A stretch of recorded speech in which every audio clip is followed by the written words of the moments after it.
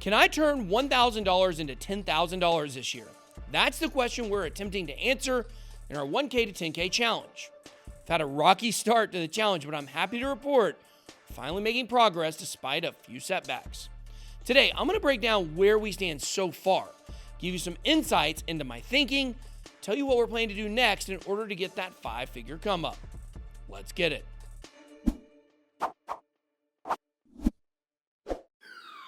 BitSwap is the hottest new way to trade tokens. Crawling all the top decentralized exchanges, BitSwap gets you the very best price and value for your trades. BitSwap is changing the game. Try it now at bitswapdex.io. Welcome to BitBoy Crypto, the largest crypto channel in all the interwebs. My name is Ben. Every day on this channel, I show you how to make money in cryptocurrency. If you like money and crypto, make sure to hit that subscribe button. If you like our 1K to 10K challenge, make sure to smash up the likes so we know you are enjoying this series. In this video, I'm going to be breaking down everything we've done so far, the challenges we've met, and my thinking behind each move. Also, at the end of this video, I have a special announcement for the challenge you're not going to want to miss. You are going to be able to track every single move that we make as we make them. We've heard the Bit Squad and know that is what you guys want, so we are going to give it to you. As of right now, at this moment, we're sitting at $1,396.02. Not too bad considering we got absolutely wrecked by gas fees. Not once, but twice. And the second one was far worse than the first. I learned an extremely valuable lesson about gas fees. Being a trader with a nice stack for some time now, I haven't even considered the gas fees. Like, yeah, they're high, but in my opinion, it's always been a matter of being the cost of doing business. If you're swapping $10,000 worth of crypto and it costs you a couple $100, it's whatever. You will gain it back quick. But when you are trading $1,000 worth of crypto or even much less, a $200 fee is insanity. We learned that the hard way. So let's break down what we've done so far in the challenge and how we are up almost 40% despite our mistakes. First move we made was to buy synthetics. We feel like this DeFi project has got a lot to offer. Now, our original goal was to use MetaMask for all our swaps, so we keep everything in one nice and neat portfolio, but as you will see, that just isn't going to work. You see, when we made the swap on MetaMask for $500 worth of synthetics, we lost $186 in gas fees. So right off the rip, we were down $186. We wanted to then spend the remaining amount on Badger DAO, a project that we like a lot. We're already invested in our corporate portfolio. But when we tried to make the swap, it wouldn't go through, and this was live on our stream. I was kind of embarrassed at first, honestly. Here I am, the largest crypto YouTuber, making dumb mistakes like a pleb live on air. But you see, it's all about the mindset. The mindset of a smaller trader is different than the mindset of a larger trader. We don't take these types of things into consideration when we're making moves. But I'm finding I'm having to shift away from my usual way of thinking. And it's giving me a brand new perspective on crypto. Well, giving me a new perspective for the second time, I guess. Point is, I'm putting myself in your shoes and having to relearn lessons that I honestly believe are going to make this channel even better than ever and more relatable than ever.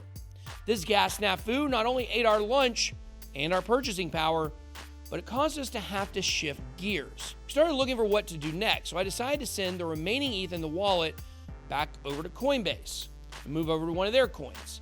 Chainlink was down to $28, so I jumped into it. At the time we bought synthetics, we got that at about $21 to $22. But thanks to the gas fees, our portfolio was down from $1,000 to a shade over $800 before we even got started. So at that point, it was playing a game of waiting for gains to come in before we made another move. Synthetics moved to about $26 and Chainlink moved to as high as $35. We were only $10 away from making our money back to starting position. But then the market had a small drop, and we decided to go ahead and move some of our positions into Frontier, a project that we absolutely love. At that moment, we were up about 10% after the gas fee debacle, and we're sitting right at $900. And this is probably where I made the biggest mistake thus far. And you guys can learn from this. In my mind, Frontier was on Binance.com and Uniswap. Because Americans cannot trade on Binance.com and Frontier is not listed on Binance US, I decided to go ahead and make the swap on MetaMask and eat the gas fee again, because I really believe in Frontier. This one is going places for sure, in my opinion. But also important to note, we made the move to Frontier after we mentioned it in our top 5 coins for February video. We're only making moves off of things in the public domain, not information only we have due to our crypto connections and content planning schedule. We're trying to make moves just like you can make. But back to the low IQ move that I made. I was eating the gas fee without realizing the Frontier was on KuCoin. I could have easily sent it there and made the swap for free. You should always go to the markets tab of a coin you want to buy, either on CoinGecko or CoinMarketCap, and check to see all the markets where you can buy it at. You may pay a gas fee for no reason like I did. At the end of the day, Frontier continued on its tear and we made the money back anyways. But we've basically burnt $350 in this challenge for no reason, meaning we should basically be up almost 100% already in 2 weeks. But due to these boneheaded mistakes, we're only up about 40%.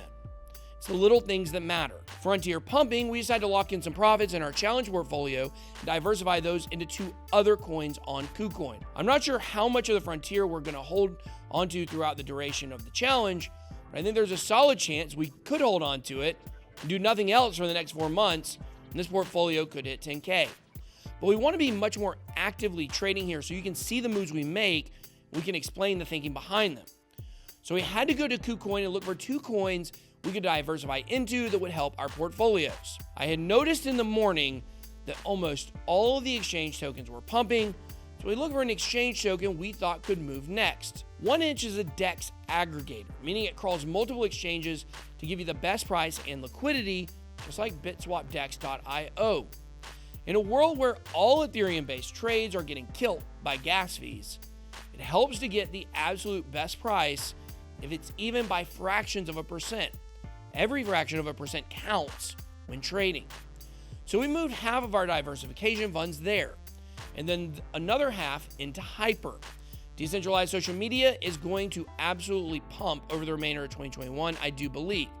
People are now woke to censorship mafia and social media, realize that only decentralized social media can protect our rights and ability to express ourselves. People outside of crypto, big names, that's all I'll say, are exploring this decentralized world to see how they can move their brands and messages to decentralized arenas. Now, as you know, the Hyper roadmap we looked at for February was big, so I expect much more fireworks for the UDU token for the remainder of this month. Being able to move those funds into Hyper for the month was a big move, and now we are back on the upswing. Let's see what happens, of course, over the next week. But if any of our 3 coins moon, it will get us even further along. And also, guys, keep this in mind. If we get any coin that makes a massive gain, it gives us flexibility to get out of bad positions if we make a wrong move somewhere along the line. But I hope you guys are learning that overtrading is not what we're doing here. We're making decisions. We're sitting on those for a few days without wavering. You cannot panic on a red day. As coins bounce back during the bull market, which of course we're in now. So each Friday, we're going to be giving you an update video on the challenge. But in the meantime, you can follow our moves by visiting the 1K to 10K challenge link down below in the video description on bitboycrypto.com. We now have a widget on the page of our website that will display our real-time portfolio. So if we make a move, you can see it. Pretty exciting stuff. But let me know, what do you think about our moves so far? What could I have done better and what did we get right? Drop those comments down below. Thanks for following along. That's all I got. Be blessed. BitBoy out.